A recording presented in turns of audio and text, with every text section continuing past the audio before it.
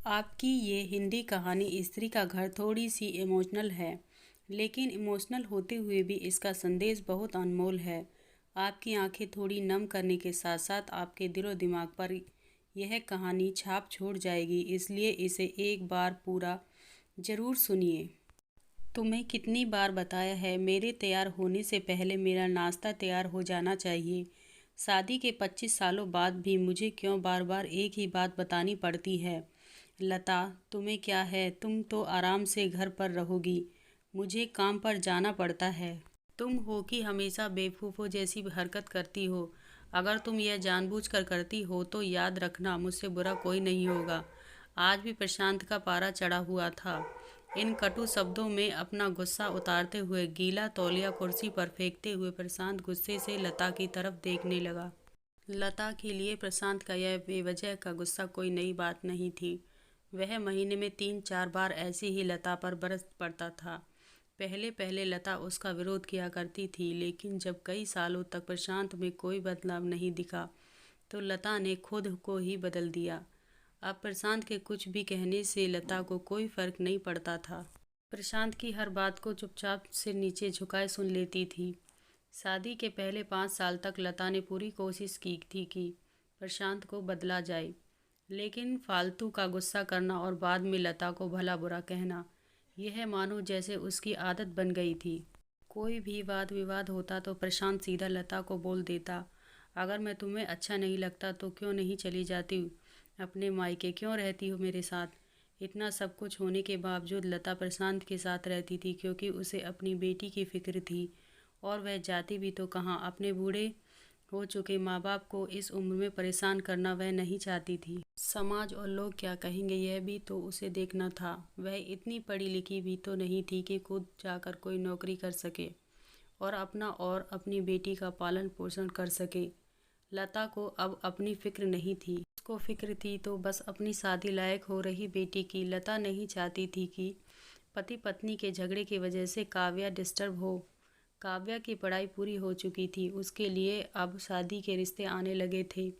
कई रिश्तों को काव्या ठुकरा चुकी थी। 2-3 महीने बाद एक अच्छा रिश्ता आया। रिश्तेदारों और पहचान के लोगों ने भी लड़के के बहुत गुणगान किए थे। प्रशांत एक शाम अपनी बेटी के पास बैठकर उसे बताने लगा, काव्या बहुत अच्छा लड़का है, पढ़ा लिखा है, बड़ा घर है, बहुत अच्छी नौकरी है। ऐसे रिश्ते बार बार नहीं आते हैं बेटा, इस बार मना मत करना। काव्या अपने पिता से ज़्यादा बात नहीं करती थी, शायद डरती थी या शायद नफरत करती थी। लेकिन आज वो अपनी पूरी हिम्मत इकट्ठा कर बोली, मुझे अभी शादी नहीं करना है पापा, मैं नौकरी करना चाहती हूँ, खुद अपने पैरों पर खड़ी होना चाहती हूँ। हाँ तो उसमें क्या बड़ी बात है, मैंने लड़के से बात की है, वह तुम्हें किसी बात के लिए नहीं रोकेगा। तुम शादी के बाद भी नौकरी कर सकती हो, वह तुम्हें नौकरी के लिए परमिशन दे देगा। प्रशांत बोला, मेरा नौकरी करना या ना करना उसकी परमिशन पर क्यों डिपेंड रहेगा पापा। काव्या ने पूछा, मैं कह रहा हूँ ना, तुम्हें किसी भी चीज़ की कमी नहीं होगी वहाँ। ऐसे रिश्ते बार बार नहीं आते, इसे ठुकराना मत, बहुत खुश रहोगी तुम वहाँ। प्रशांत बोला, पापा क्या मैं इतनी ही खुश रहूँगी जितनी मम्मी इस घर में खुश है। काव्या ने तंज कसते हुए कहा, तुम्हारी जुबान कुछ ज़्यादा नहीं चल रही है। प्रशांत गुस्से में आंखें बड़ी करते हुए बोला, पापा मुझे शादी ही नहीं करनी है, क्योंकि शादी के बाद अगर वह लड़का आपके जैसा निकला तो मैं क्या करूँगी। मुझे आपके जैसा जीवन साथी नहीं चाहिए जो बिना बात के मुझ पर हमेशा चिल्लाए। मुझे कुछ भी अपनी पसंद का लेना हो तो 10 बार सोचना पड़े, कहीं वह नाराज़ ना हो जाए। मेरी तबीयत कैसी भी हो उसे परवाह ना हो, रोटी थोड़ी सी मोटी बन जाए तो घर सर पर उठा ले, उसकी चेकबुक ना मिले तो भी मेरा ही दोस्त निकाले और हर छोटी मोटी बात पर मुझे मायके जाने के लिए कहे। काव्या ने अपना दिल खाली करते हुए पापा से सब कह दिया। प्रशांत का गुस्सा 7वें आसमान पर था, लेकिन उसके मुंह से एक भी शब्द नहीं फूट रहा था। वो काव्या की बातें सुन रहा था। काव्या उतना ही बोलकर चुप नहीं हुई। आज पहली बार वह अपने पापा के सामने इतना कुछ बोल रही थी। पापा, आपने माँ के साथ हमेशा गलत व्यवहार किया है। आप अपने ऑफिस का गुस्सा बिना सोचे समझे माँ पर उतार देते हैं, कभी इस बात की परवाह भी नहीं करते कि उन्हें कैसा लगता होगा। आपकी बातें सुन सुन माँ ने अपना स्वाभिमान खो दिया।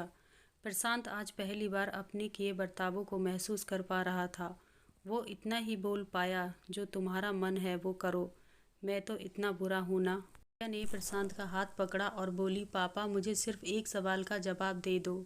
क्या आप चाहोगे कि मेरा पति आपके जैसा हो?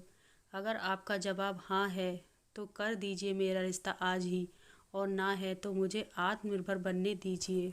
प्रशांत कुछ भी ना बोल पाया और वहाँ से चुपचाप बाहर चला गया। आज उसे लता के सामने जाने में शर्म आ रही थी। चलते चलते उसकी आंखों से आंसू बह रहे थे। प्रशांत ने आज से अपने आप को बदलने का निश्चय किया। अगले दिन से लता ने अपने पति में काफ़ी बदलाव देखा। वह सोचने लगी कि जो हिम्मत काव्या ने दिखाई है, वह हिम्मत अगर मैं पहले ही दिखा देती तो शायद आज परिस्थिति कुछ और होती। अब काव्या पढ़ लिख कर अच्छी नौकरी करने लगी थी और 3 साल बाद उसके लिए एक अच्छा रिश्ता आया।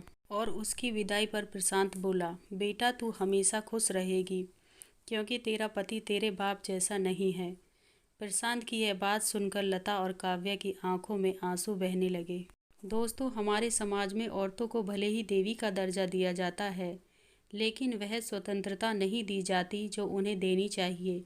उन्हें बचपन से ही बताया जाता है कि वह पराया धन है। स्कूल से आने में देर हो जाए तो पिटाई मिलती है। माँ बाप का घर तुम्हारा नहीं है, पति का घर ही तुम्हारा घर है। जीवन भर यह बातें बता बता कर उन्हें ससुराल भेज दिया जाता है और एक दिन किसी छोटे मोटे झगड़े में ससुराल वालों से उन्हें सुनना पड़ता है कि इस घर को छोड़ दो और मायके चली जाओ। अब आप ही बताओ दोस्तों, ऐसी स्त्रियों का सच्चा घर कौन सा है? आखिरकार वह किस घर को अपना घर कहे? फ्रेंड्स, आपको ये स्त्री का घर कहानी कैसी लगी? आप अपने कमेंट के द्वारा हमें अवश्य बताएं। पसंद आने पर लाइक और शेयर करें, सब्सक्राइब करें और बेल आइकन को दबाना ना भूलें। Thank you for watching.